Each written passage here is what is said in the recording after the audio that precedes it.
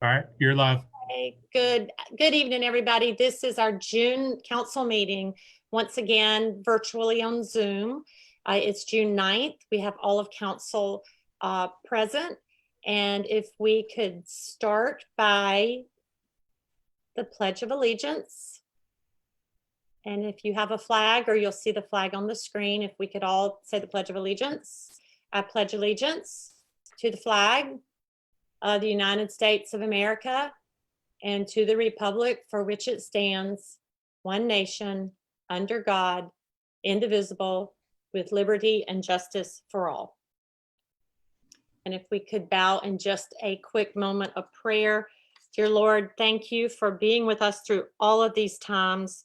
A decade when we were wishing for it to be over. We are learning that there are reasons for us to be home, to be aware, to be patient, and to see what's going on in our world. Please, Lord, give love in everyone's heart and give them the ability to look at least in other people's shoes and to be aware of what your neighbors are doing and check on your neighbors and treat one another as you would yourself. Pray that this council works hard to make good decisions for our entire Bluffton, and just be with us tonight and be with all of those that are hurting and are in pain today and always. In this we pray, amen. Moving on, adoption of the agenda. Any changes, Mark, on this? No, ma'am, no changes. Okay, is there a motion to accept the agenda as shown on page 1 and 2 on the screen and 3? So moved. Second? Second. Any discussion? All in favor, state by saying aye. Aye. Opposed? I hear no opposition. That's unanimous. Next is adoption of the minutes. We've been meeting a lot, but it's been time. First, we'll do the minutes of May 12th. That was our regular meeting. If there are any changes, if not, is there a motion to accept? So moved. Is there a second? Second. Any discussion? All in favor, state by saying aye. Aye. Opposed? That's unanimous. And we'll move on to the workshop meeting minutes of May 21st. Motion to accept? So moved. Is there a second? Second. Any discussion? All in favor, state by saying aye. Aye. Opposed? That's unanimous. And finally, of May 26th, and that was our final budget meeting workshop. If there are no changes, is there a motion to accept? So moved. Is there a second? Second. Any discussion? All in favor, state by saying aye. Aye. Opposed? And that's unanimous. We have public communications from mayor and council. I've got everyone on the screen. I can start. Larry, you're on the first one I see on the screen. Anything for the good of everybody? Yeah, I guess we should look at the bright side and not the dim side is all I can just ask everybody to do. It's a lot of crazy things between the COVID and all the other mess that people are doing. I just ask and pray that everybody just treat everybody the way you want to be treated. And like you said earlier in your prayer, care about your neighbors and be who you are. It's easy for me to say, why is all this going on? Because I don't go for it and never have. So I just wish everyone would just love everybody and not just be happy. Thank you. Well said, Larry. Let's see. Fred, you're next. Anything? No, I don't have anything. Thanks. Okay. Dan? I'll just ditto on to Larry. I just want to say again that at this tumultuous time in our country, I think our town has really worked hard, being everyone from the mayor to council to the chief to Mark and staff, to listen and work to here and accommodate our citizens, and let's just keep it going that way. Great. And Bridget, thank you, Dan. Bridget, anything? Yeah, just want to communicate to everyone who's interested that the Bluffton MLK community will be hosting a Juneteenth, where our Gullah Market for June is going to be themed Juneteenth. And we'll still be adhering to our social distancing guidelines, and asking everyone who's coming out to the event to please wear a mask. And we'll have protocol out this time to make it easier for people to adhere to those rules. But it'll be a celebration of the emancipation of slaves, and there'll be a lot of great things from various Native vendors selling various items. And so we're inviting everyone. Everyone is welcome, and we'll look forward to seeing everyone. Where is it, Bridget? Thank you for that. It's going to be at the Bluffton Eagles Field, and it's Saturday, June 20th from 11 to 5. Okay. And it's free to the public. June 20th, you'll have your Gullah Market and then the celebration of Juneteenth. And I know we'll put it all on Facebook and get that passed around. So, Right. okay. Anything else? No, that's it. Okay. Just real quick, we had 2 graduations. A lot of y'all came. It was great to see those kids. I think they actually enjoyed the drive-through. And today's election day. So I guess we have 53 more minutes for those watching. If you haven't voted and plan to vote, go vote.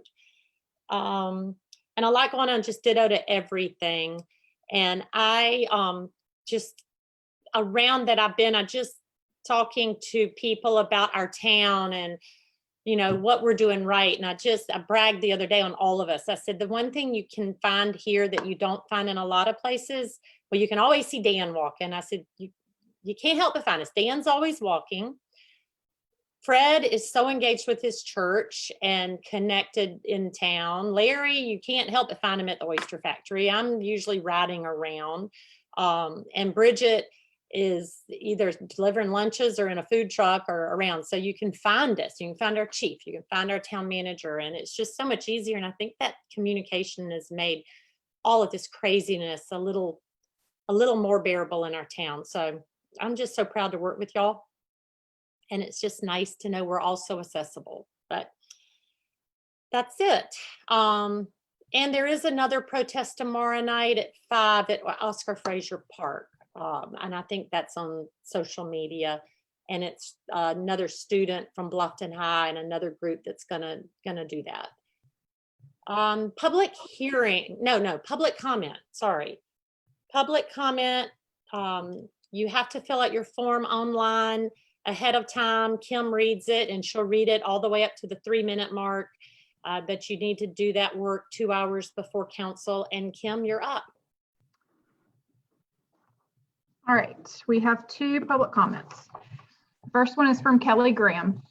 Mayor Solka, council members, manager Orlando, and Bluffton residents. I want to take 2 minutes to acknowledge some of the frontline people whom I've seen on the job through this COVID-19 crisis.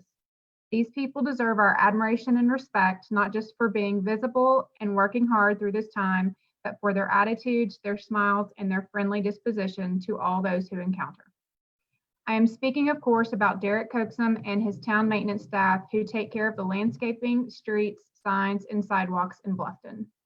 These heroes in truth, referring to their bright yellow-green shirts and vests, are visible warriors who have been constantly present during the shutdown. Personal interaction with these tireless workers reveals their friendly attitudes and helpful demeanor. They are out there every day, even during the weeks when Bluffton was like a ghost town, working like always, buzzing around town like worker bees that keep our hive thriving. So a list of their names is in order as we salute and thank these folks who represent the spirit of our town on the dusty front lines every day with smiles on their faces. Derek Coaxum, Mark Amerson, Brian Williams, Brian Ranger, Richard Tynan, Thomas Grant, Melvin Hamilton, Andrew Wheeler, Mac Peterson, and David Mack. To these workers, we say thanks, not just for the jobs that you do, but for your generous personalities and for the warmth and image that you set for our town and for our community. Next We have Lynn Hummel. I reside on Hilton Head, work in Bluffton, and I'm an editor for the Bluffton Sun. I had a great opportunity to attend the Sunday, May 31st Peaceful Protest Parade organized by the Bluffton MLK Observance Committee. I would like to applaud Councilwoman Bridget Frazier and her team for stepping up and putting the event together. The turnout was great, with an estimated 250 to 300 cars in the parade, many carrying 3 or 4 riders. People came from the island and from Beaufort to be a part of it. Many thanks also to the outstanding Bluffton Police Department and Captain Joe Babquitz, who was front and center. Officers assisted throughout the event, from directing the lineup to leading the parade and blocking intersections to provide safe passage for participants. As if that event wasn't amazing enough, during the following week, Bluffton's remarkable young people came together to produce not 1, not 2, but 3 other peaceful protest rallies and marches through Old Town. Organizers from the class of 2018, notably Desiree Bailey and Walter Wheeler, brought together another 300 people on Saturday, June 6th. Bravo to all these young adults. I wish my classmates and I had been as active for social justice when we were their age. Maybe things would be on a better, different path by now. Again, Bluffton PD, this time with Chief Chris Chapman speaking and then walking along with the marchers, showed by their actions how law enforcement can and should work within a community. Mayor Lisa Solka, well known to all as Bluffton's most ardent cheerleader, continues to show her leadership and support by participating in these events. She has a heart for young people, especially, and supports and encourages them with the same fervor that she has for the whole town. Though they prefer the background, Bluffton residents Kathleen and Steve Mardell and Justin Jarrett also deserve kudos for organizing voter registration at many of these events. As I understand, at least 30 new voters have been registered. As far as I could tell, all of these events proceeded very smoothly, without a cross word from anyone, without tension and anxiety, and without any hint of violence that we have seen in protests in other cities and towns across America. We expect this sort of camaraderie and community in Bluffton, even when most of us are masked and socially distant. At these events, I saw folks of all ages and backgrounds with so many beautiful skin colors and heard impassioned pleas for an end to systematic racism. We need to listen. We need to understand what is being said at these rallies, and then we need to act. Let's work together to make Bluffton a community of change. And that is it. Okay. Would council be okay if that first public comment went in those personnel files of the names he mentioned? Would you be okay with that? I see a shaking. If we could put that in there. Mark I and think that'd Catherine. be- To Catherine, I think that'd be awesome. Okay, public comment is over. Public hearing. We have public hearing and final reading on 2 items. And how did we decide to do public comment? I need to make first, second, and third call for public comment. Do we have anything, Kim? We How did don't. do that? We didn't receive any requests for public comment for public hearing. Okay, so we're making a first, second, and third call for public comment at our public hearing. Is that noted, Terry? Is that all we need to do if there was no Standard, yeah. public comment? Let's note for the minutes that the process we used, Kim, and that there was no public comment, perhaps. Okay, well, public comment for the public hearing on both items is over, and we will now move on to the second and final reading of the ordinance approving the Town of Bluffton fiscal year 2021 proposed consolidated budget. Mr. Orlando. Thank you, Mayor and Council. Good evening, everybody. I'm sharing my screen and beginning this slideshow, the slide deck. So most of what you'll see this evening is so similar to what you've seen in your 2x2 or our one-on-one discussions over on the budget over time. First reading, a couple of workshops to get us here, and then tonight at second and final reading. So there's still a lot of information in the slides, but I'm going to move through the slides. And please slow me down or stop me and ask questions along the way if you'd like. I think it's important as I start that I mention that we thought through the budget this year much differently and beyond the traditional budget cuts as we approach this fiscal crisis. We established I established really some internal guiding principles and looked at the big picture. So as I present the budget to you tonight, please know that I valued our employees. I kept our service outcomes at the forefront of what we do. I prioritize a strategic plan and ultimately your defined priorities. And it's important that I mention, and I think we all know that this is a multi-year strategic approach. It just wasn't a budget cutting exercise this year. I want to definitely thank Vicki Isaacs, Chris Forster, and Brian McElwee with a lot of the budget, all the department heads as well. So as we dive into the budget, these were some guiding principles and some tips from the ICMA, International City Management Association, that I used. And really on the far right side of the screen, the 4 steps to success for BEPS definitely helped us as a staff think through the proposed budget. We know that we are intending to deliver the council priorities from the strategic plan, support operations, as well as our customer, continue to innovate and engage employees. Continuing to invest in infrastructure as well has been an overarching budget goal. There's 4 funds: the general fund, stormwater utility fund, the capital improvement program fund, and debt service, for a total of $34,223,867, and that's an 8.3% decline, a little more than $3 million decline since last year. 2.7 million of that 3. The operating budget effect is a net result of $826,000. So we will be using $826 less should council propose the budget this year. I've gone over where all of the dollars come from. So majority of our dollars, majority of our revenue comes from property tax, as well as licensing and permitting. And those numbers have been down over this budget. And I highlighted a lot of that at first reading as well as workshop, and don't mind talking about that tonight if you'd like to.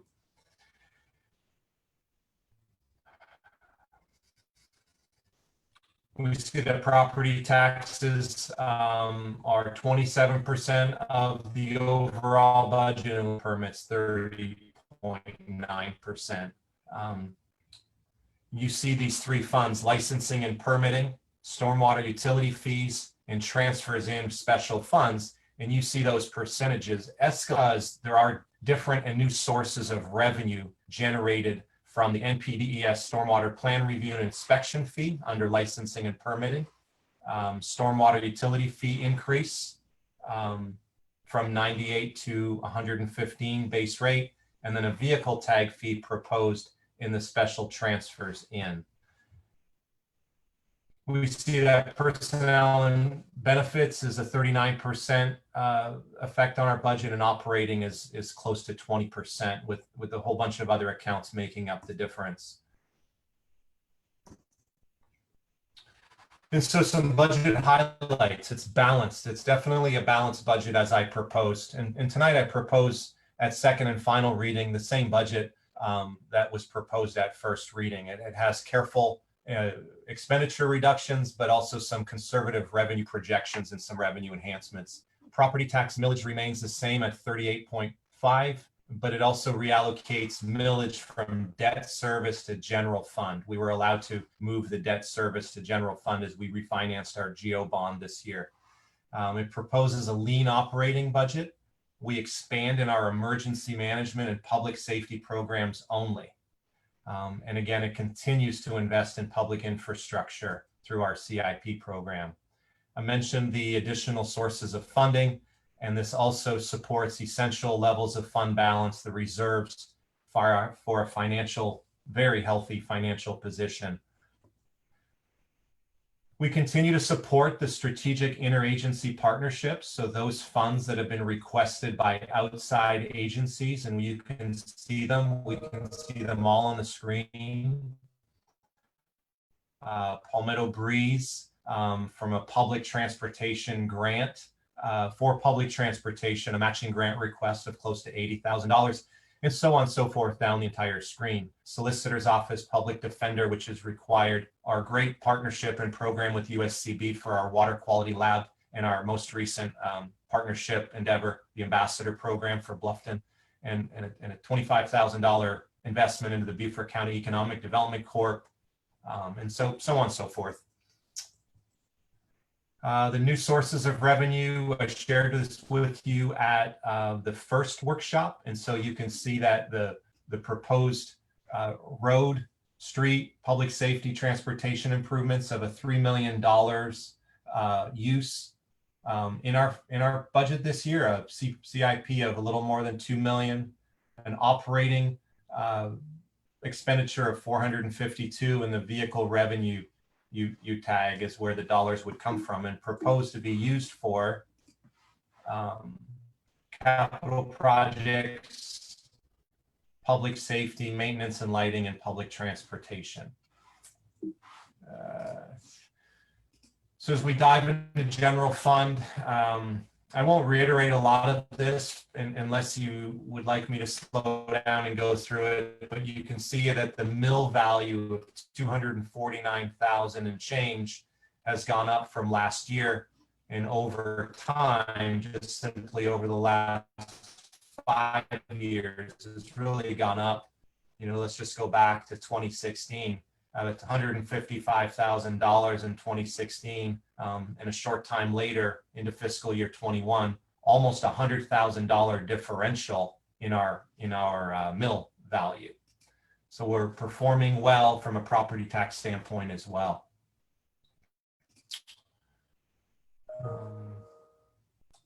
We'll dive into these. What's important in the general fund is that we estimating a decline of use of almost, really $2.8 million. And so the way we made up that difference, as I explained in past, any merit increases or cost of living increases this year. We've frozen a couple of open positions and are taking our time to open those other positions that are still needed.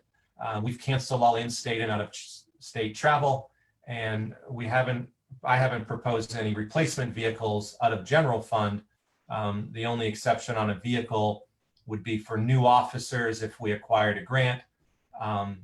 So those, as well as stormwater utility fund asking for a vehicle for our stormwater staff. I mentioned the revenue enhancements. And you can see that operating account is salary and benefits at a 45% and 20% of our budget, a very small change, almost a flat change since last year.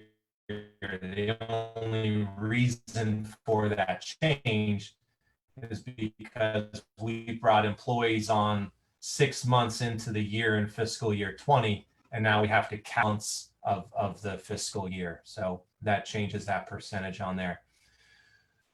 The general fund expenditures, you can see this broken down by department. I've gone through this with you in the past. The police department make up a large amount, a little more than $7 million into the PD budget at a 36, almost 37% increase.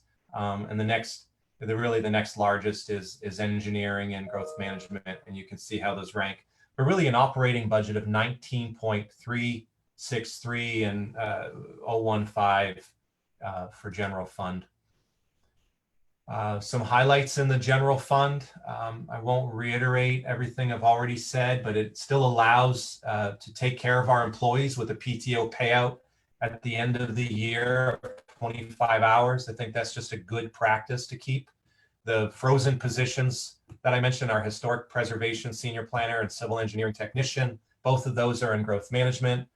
We still will pay the added benefit, the added cost, the 1% for employee retirement and the 5% for health insurance for the employee rather than pass that on to the employee. Our budget proposed allows for that. Positions, one, an emergency management director in January, and then also 2 traffic police officers, grant dependent, and applications have been submitted on those. It supports an employee class and compensation study. It continues to invest in employee professional development. This also includes an extra or additional $100,000 and change of an increase to our garbage service costs. And so as the waste management contract was executed recently and voted on by council, it's more than $1 million contract. It now will have weekly garbage pickup and bi-weekly recycling with the larger totes. The difference in price was more than $100,000 from between fiscal year 20 and 21.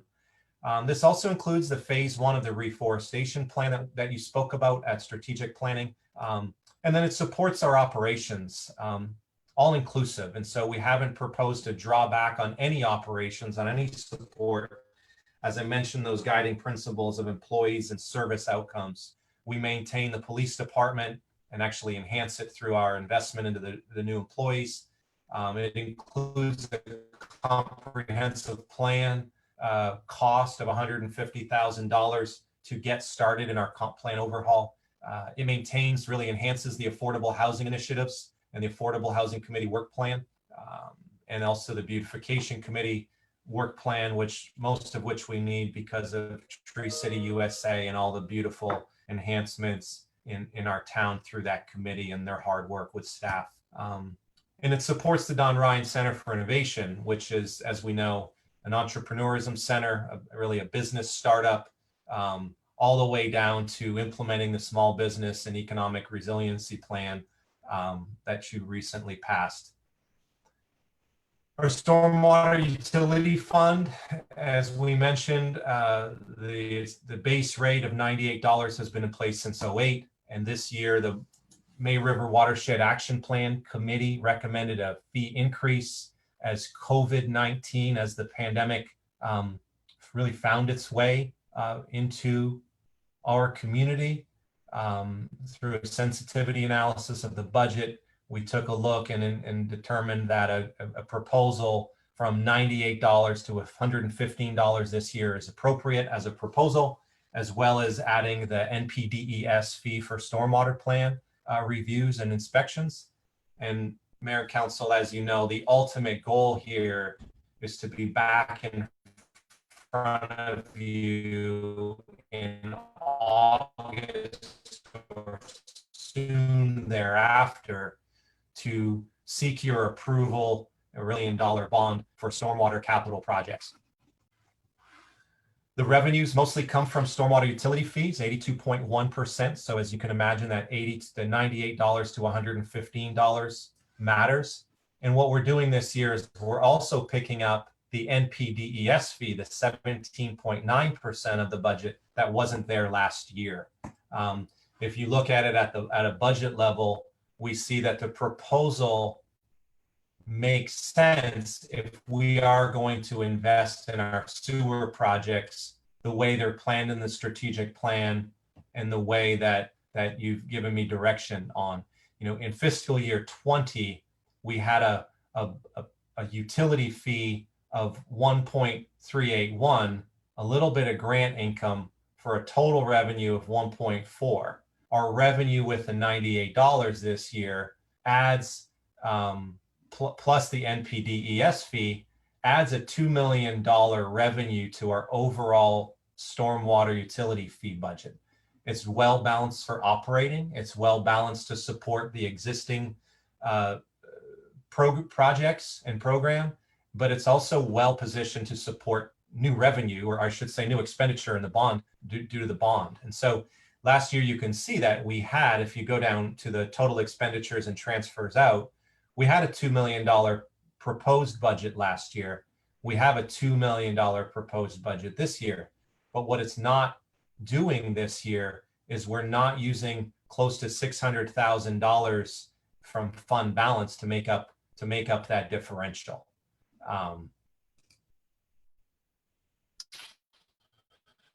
It supports the SWU budget, the stormwater utility fee budget, supports our watershed action plan and program implementation. And please know that you will have soon in front of you for your consideration a brand new stormwater, or I should say May River Watershed Action Plan program, and that's policy and project specific for your consideration. The fund budget highlights are the $98 for the 115, as I mentioned, which is a $256,000 net revenue potential generation, and the NPDES at a $365,000 revenue generation. And both of these really get back to the guiding principles I mentioned earlier, that this is a multi-year strategic approach, not just a budget cutting exercise as we move forward.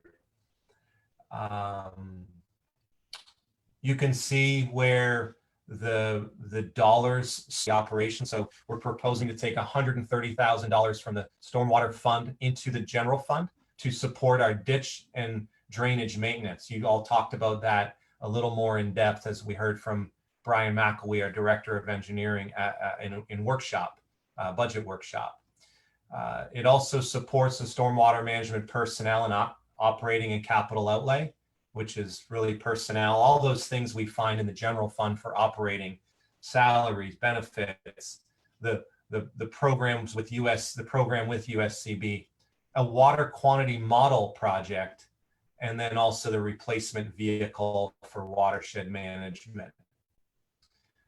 And as important to all of those, and I would say most important, it supports at a minimum this fiscal year, $722,000, $677 actually, for the projects. And you can see that phase one is already underway, it's funded, but fiscal year 21 proposed all of these projects. So you saw that in the CIP, the completion of Buck Island Simmonsville phase 5. So the completion of the sewer projects, the public sewer project installation in Buck Island and Simmonsville and Gothi neighborhoods, some facility improvements in watershed, but also really diving into all these various phases of the historic district sewer extensions, as well as some law enforcement center improvements in the service yard, and then the Bridge streetscape, the design and permitting.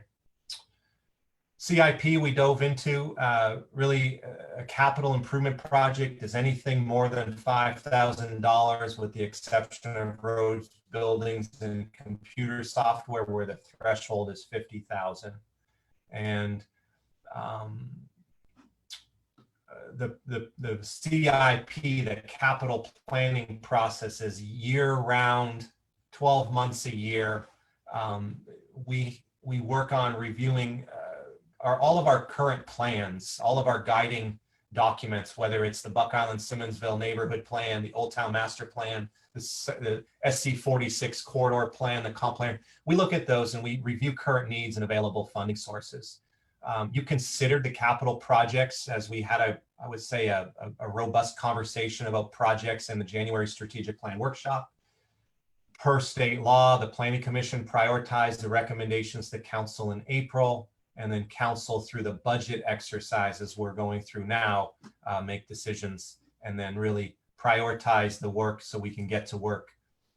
The CIP priorities are on the spreadsheet here. This is an important piece of the budget process. And so the capital improvement projects that we have currently are prioritized already in our strategic plan, but the annual ask of the Planning Commission is to simply take a look at our priorities and continue to prioritize our projects through the comprehensive planning process. And so I'm pleased to share with you that staff has followed that process and has presented that to you in workshop and really ultimately for adoption tonight.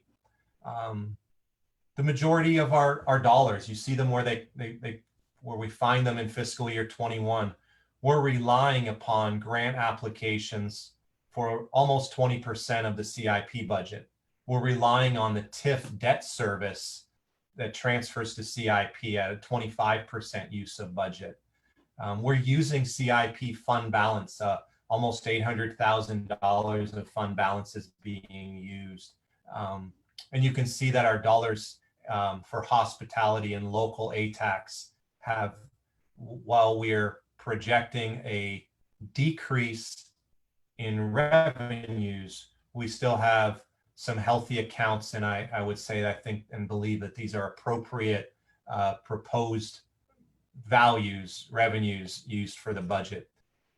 Majority of our dollars, 29.2% of our CIP budget is for sewer. And so 29% of what we do, most people can't see. It's underground, and to accomplish the town council's goals of 100% of Bluffton resident on 100% of public sewer is actually in our sites. Road projects between Calhoun Street, Boundary Street, and various others, we're spending $2 million, or ultimately 22.2% of our budget. And you can see on and on. Facilities, land acquisition, we've earmarked 9.93, almost $1 million, almost 11% of our CIP budget for land acquisition. Those dollars come from fund balance. A housing project that I intend or anticipate that Heather Collin, who's doing a tremendous job with the housing project and the public-private partnership proposal, I anticipate Heather bringing that forward to you in July or August to town council for consideration. Economic development through our Commerce Park, and then more investment into our parks, and we know where those are. This ultimately lists all the projects on the left-hand side of the screen and really sets out the use of these dollars per each project. So each fund can't be used. So stormwater utility funds can't easily be used for any project. It has to be used for stormwater. Ditto with hospitality or local aid tax. And so I think that this does a really good job of explaining to you where all of the dollars are coming from that make up our 9.1, almost $9.2 million CIP program, which I think we should all be pleased with and proud of, especially continuing to produce the way we do on the projects, really led by Brian and Pat Rooney and their amazing team. For clarity, these are the projects on the screen: Buck Island, Simmonsville 5, LEC, Goethe Schultz Phase 2, Calhoun Dock, Oscar Fraser, Wright Family, safety cameras, town hall improvements, and watershed management. Those are the projects that you will see under construction in fiscal year 21. Right out of the gate. These are the projects that'll have some lag time: housing project, Buckwalter Place Commerce Park, BIS sidewalks and lighting, historic district, that's ADA, some ADA, American Disabilities Act, improvements into our public parking spaces and crosswalks and sidewalks in the historic district, as well as these sewer projects and sewer connections. These projects you will definitely see under construction in 21, but what you will realize is that there's some design, permitting, and then also some oversight asked of you at our upcoming CIP workshops. So know that those projects will become will at some point be under construction in 21, but not right out of the gate as these projects will be. And then the projects that will be under design and permitting are the ones you see on the screen here. Calhoun Street Streetscape. We will finish the design once you give the go-ahead of the master plan. We will finish a turnkey civil design for Calhoun Street. Ultimately, it will be shovel ready by the time fiscal year 21 ends. Ditto with New Riverside Park and Barn. And so that would include the master plan, the civil, and the architecture for the barn, for the site. And again, that would be shovel ready. Ditto with Boundary Street Streetscape, Bridge Street Streetscape. It's hard to say all these streets and streetscapes. Oyster Factory Park, as well as 5 and 6 historic districts. And so, and again, these are pending the bond authorization. You can see that our projects are diversified throughout our community. Very, very pleased with the work that Ryan Coleman, Tom Sunday, and Nick in GIS have done, along with Brian McElwee, to show you the CIP, I would say, dashboard that Brian overviewed for you at the workshop. Again, that'll be live as the fiscal year goes live. And then lastly, our debt service fund. We all know we have only two sources of debt: the police department, which is the GO bond, and we have an outstanding debt of $0.685 million. We pay a principal and interest annually. If the bond now expires in 2034, we saved approximately $59,000 of net annual savings based upon the refi. And so great job to council and great job to Chris Forster for leading us through that. We also have the TIF bond. The TIF bond, which is really issued back in 05 and 06 for 14 million. And we still owe, or we now owe 5.1, almost 5.2 for an annual P&I of 931,000 and change.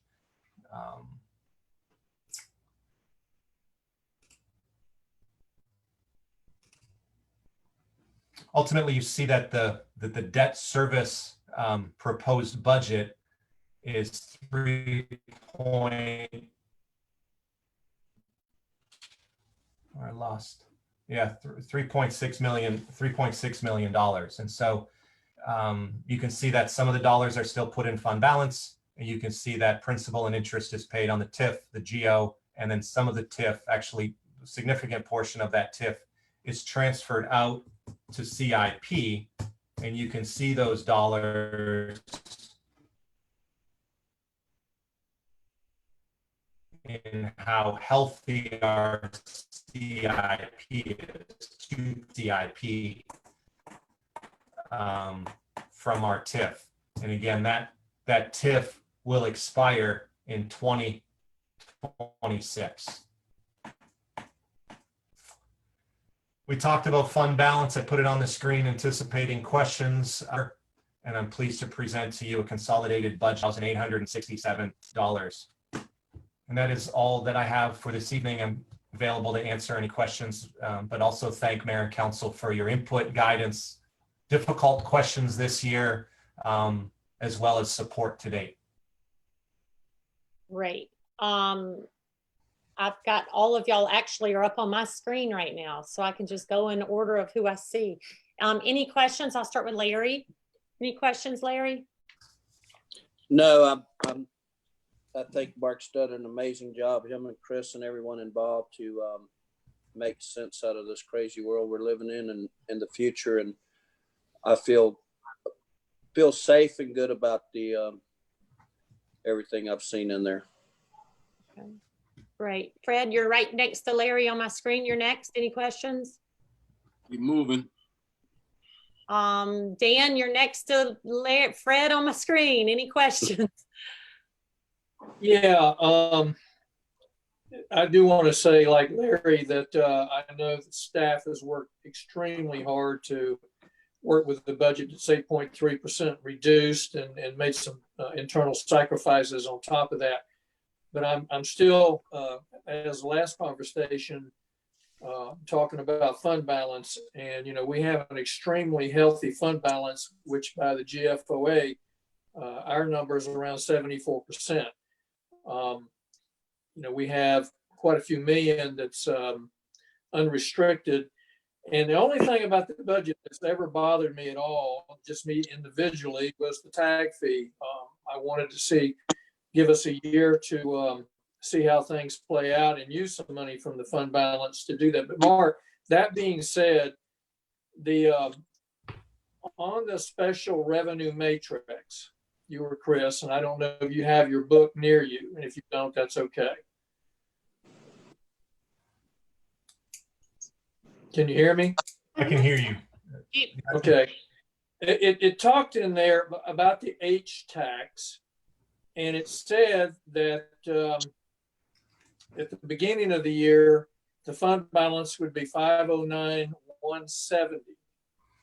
But then it said the fund balance at the end of the year would be 1,507. Is that number, I guess what I'm getting from the fund balance for H tax, is growing through the course of the year? Yes, sir. So I think when you talk about this special revenue, are you talking about this fund balance worksheet that we put together that I have shared on my screen right now? And the local hospital tax fund, 509 to 1.5? Yes. Okay. And so, so yes, that is projected to grow at $1 million in fiscal year 21. It also is requesting to utilize $672,830, some, mostly at the LEC and acquisition. This projection, and I want to say it's a projection because it's based on, the H taxes, we project that $1 million would go to fund balance this year. I'm more comfortable proposing or projecting that $1 million would go to fund balance rather than project that it has to be used for some of our projects that will go live. If the H tax doesn't come in as projected, then we don't have to shelf a project. We don't have to scale back on operations if we transferred more H. Projecting that number to not be, we're projecting that number to be about $1 million into the fund balance, utilizing a healthy portion of it for our cap projects. But if those numbers and that projection doesn't equate, then we'll just have less in fund balance rather than an effect to our operations and whatnot, let alone a live project that we have a contract on. Right. And my last question, and this is something I never really quite grasped, and I should have asked the question a long time ago, but in our vehicle reserve fund, which is projected to be $811,000, I would assume the vehicle reserve fund means all maintenance and purchases of new vehicles. Would that be correct? Purchases. Purchases only? Yeah. Okay. So as the budget indicated, I think you were saying one vehicle for stormwater management, Yes, sir. and then the 2 police were going to be via grant. The two, yes. So there's one for the stormwater, and then there's one or two for the grant dependent officers. Okay. All right. So I guess what I'm trying to get to is that number.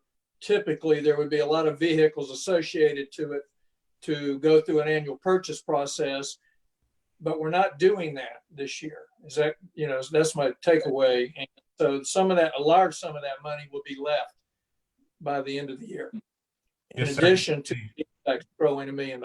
Okay. That was my questions. Thank you.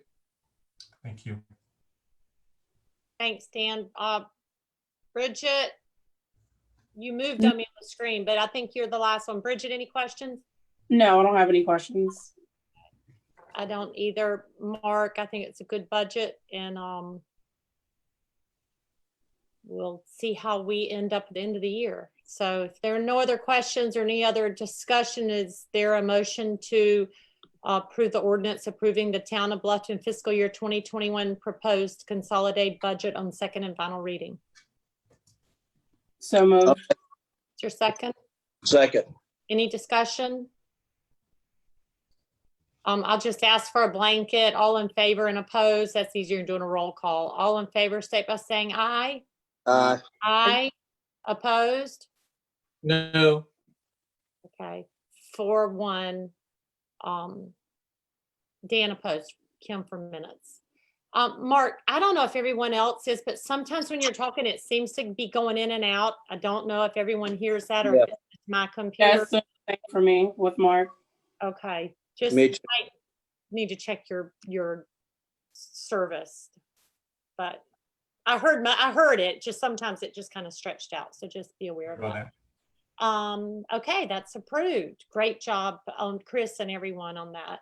Next is the consideration of approval of an ordinance to the Town of Bluffton Code of Ordinances, Utilities, Article 4, Small Wireless Facilities. This is second reading. We did have our public hearing before, and there was no public comment. Heather, was there any change during all of this? Is there anything y'all want to hear any more of, council? There were no changes since the workshop or first reading. I'm happy to pull it up on the screen if anyone wants to see it or has any specific questions. I will say too, we did not receive any new applications or inquiries about this topic at all. So any that come forward would be, if this is approved this evening, be bound under this new ordinance. Do you want to see the presentation? Or are y'all fine with there were no changes requested to move forward on this? I'm fine. I see everybody. Okay. Is there a motion to approve an ordinance of the Town of Bluffton Code of Ordinances, Chapter 28, Utilities, Article 4, Small Wireless Facilities, on second and final reading? So moved. Is there a second? Second. Any discussion? All in favor, state by saying aye. Aye. Aye. And any opposed? That's unanimous. Thank you.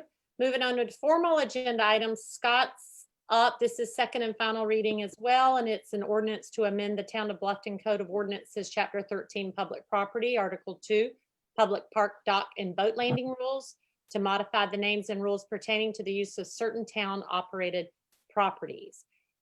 Again, was there a change between first and second, Scott, that you need to address? No, ma'am, it was approved unanimously on first reading and there have been no changes since. Okay, is there any, do y'all want to see any of this again? Are you okay with moving on second reading without the presentation? I'm good. Okay. One thing, I did get a call from a neighbor on the river near Church of the Cross asking about those rules. And I did accidentally tell them they were up, but then when I went down there, I realized all the rules were down because of the dock repair. If we could maybe just make the rules going down to the dock. Are we gonna have the rules posted on the Wright family property before all that's finished? Yes, we will have rules posted there like all the rest of our parks. They will be very prominently displayed. Okay. Is there then a motion to approve on second and final reading the ordinance to amend the Town of Bluffton Code of Ordinances, Chapter 13, Public Property, Article 2, Public Park, Dock, Boat Landing Rules, to modify the names and rules pertaining to the use of certain town-owned properties? So moved. Is there a second? Second. Any discussion? All in favor, state by saying aye. Aye. Opposed? There are no opposed. That's unanimous. Item number 2 is a first reading. We have Heather on the last 2 items. A consideration of approval of an ordinance to amend the Town of Bluffton Code of Ordinances, Chapter 23, Unified Development Ordinance, Article 4, zoning districts includes uses by district for shop front manufacturing and storefront manufacturing, conditional use standards for junk and salvage yard operations, manufacturing, shop front manufacturing, storefront manufacturing, solid waste transfer facility, recycling center, and Article 9, definitions and interpretations. Both of these next items are first readings. Heather. I'm going to share my screen for a moment so I can pull this up for you.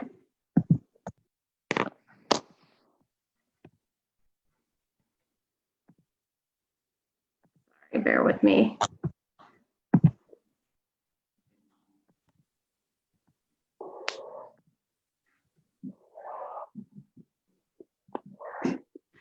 Okay, thank you for the introduction. We did have a workshop item on this agenda item, and we also had a Planning Commission public hearing, which they recommended approval of this item. These changes reflect really changes in use patterns as far as uses that typically were thought of as having a potentially negative impact on their neighbors. How businesses have changed, they operate different. So things such as distilleries, breweries, leather goods shops, craftsmanship shops, things like that. So this change in the UDO reflects some of those newer uses and those changes. Just like I said, going through the background, The two main things are those two new land uses, storefront manufacturing and also storefront manufacturing and storehouse manufacturing, both with conditions. And those conditions are outlined mainly to make sure that there's no outdoor storage or that impact that could be negative. This also eliminates the use of mini warehouses and self-service storage facilities. And I do need to make a correction. I apologize. In your packet, you will still see a C under light industrial, but that change is reflected here. I will show you where that use of mini warehouse and storage at the workshop, you may recall you had directed staff to eliminate that use from any of the standard zoning districts and only to allow that in the PUDs. And so those plan unit developments, those areas that are bound by a development agreement do allow those. They are bound by different regulations other than the standard unified development ordinance. So we are eliminating that, or proposing to eliminate that as a use in the light industrial and the general mixed use. You will still see it on the use table, and that is, you will see blanks in all of the districts there. And that's because if a use is not listed in the table and someone comes to propose a use, if someone comes to the town to propose a use that's not listed in that table, I'm required to find the use in the table that's closest to what they're proposing. So want to make sure that that use is still reflected in the table and it is still defined. However, that per direction from council has been struck from that. And I apologize that your packets do not reflect that, but I want to make sure I point that out. And then staff also went through and eliminated the conditions in that section of the ordinance that pertain to mini warehouse and self-storage. We did discuss these changes with one of the town attorneys, Richardson LaBruce, and he advised that this was the best way to address eliminating that mini warehouse and self-storage facility from, again, light industrial and general mixed use. I'm happy to go through any more of the proposed changes. Everything else, the additions are in that red underlined text. We made sure to reflect the definitions as well. And like I said, Planning Commission did unanimously vote with a recommendation of approval to Town Council. Questions? My lineup's changed. Dan, you're now sitting next to me on my screen.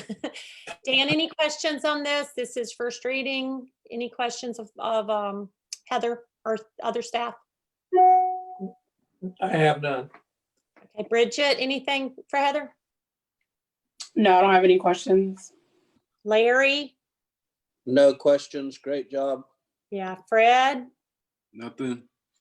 Nothing with me, Heather, other than so that line item where it says warehouse, where it had C on our packet, it now has just a line through it. That's Correct. How it's Correct. Okay. Correct. No questions. Is there a motion to approve on first reading of amendments to the Town of Bluffton Code of Ordinances, Chapter 23, Unified Development Ordinance, Article 4, Zoning Districts, and Article 9, Definitions and Interpretations? Is there a motion? So moved. So Dan? moved. Thank you, Dan. Is there a second? Second. Any discussion? All in favor, state by saying aye. Aye. Aye. Those opposed? That's unanimous. Next is the consideration of approval of an ordinance to the Town of Bluffton Code of Ordinances, Chapter 23, Unified Development Ordinance, Article 4, Zoning Districts, Planned Unit Development, Affordable Workforce Housing, Article 6, Sustainable Development Incentives, Workforce Affordable Housing, and this too is first reading. Heather.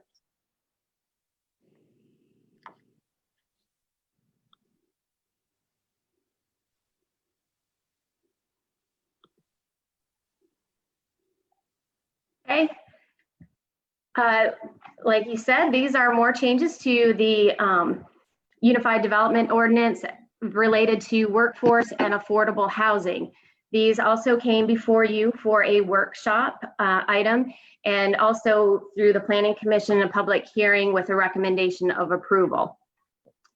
These changes reflect changes in the new PUDs. In the current UDO, they're required to account for 10% of any residential units to be either workforce affordable housing units. And so, for example, if a new PUD is requesting 100 residential units, 10 of those units would have to be affordable or workforce housing. The Affordable Housing Committee recommended that that be increased to 20%. So that would take that from, using that same example, 100 units, residential unit PUD would be now required to include that to be 20%. The change also included changes to the eligibility that the AMI for workforce housing be changed from 120 to 100%. So that's reflected in the actual ordinance language in Chapter 6, as well as the definitions. And I'm happy to go through that in more specifically. There's a AMI, the current AMI table is attached to your packets as well. So that outlines what those numbers would be. Okay. Questions, Dan? I'll start with you. No, Mayor, I'm good. Okay. Larry, move next to Dan. My screen keeps changing. Larry? I'm still in the same place and I have no questions. Bridget? No questions. Fred? No question, but I want to possibly clear up for those that don't quite understand. Changing it from 120 to 100 AMI doesn't mean that they're all going to be 100% AMI. They could. The scale is from 60 to 100%. Thank you. Thank you. Why? I just have a question on that last page in our packet. It had an asterisk next to 120 and 150. I'm just curious why the asterisk was next to those two numbers. I couldn't find a note to that, and you can get it to me later. It's just more curiosity. That one. Yeah.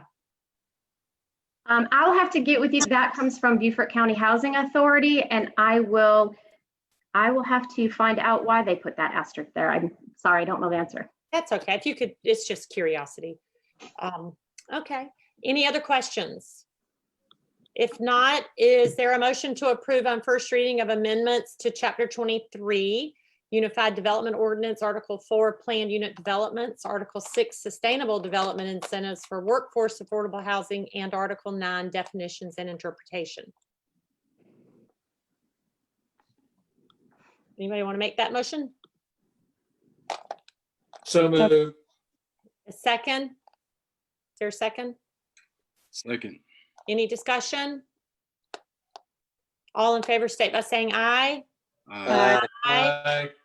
Opposed? No opposed. That's unanimous. Next, we have our consent agenda. Is there anything you want pulled off of the consent agenda? Items 1, 2, 3, 4, 5. All really great information and worthy of reading if you're at home. Is there anything anyone wants more details on? If not, is there a motion to approve the consent agenda? So moved. Is there a second? Second. Any discussion? All in favor state by saying aye. Aye. Aye. Opposed? That's unanimous. Real quick, before I do the motion on executive session, we're to stay on, is that correct? Kim or Tommy? Yes. Okay, so y'all don't leave the meeting when we go into executive session. So is there a motion to go into executive session for personnel matters regarding town council appointments of boards, committees, and commissions?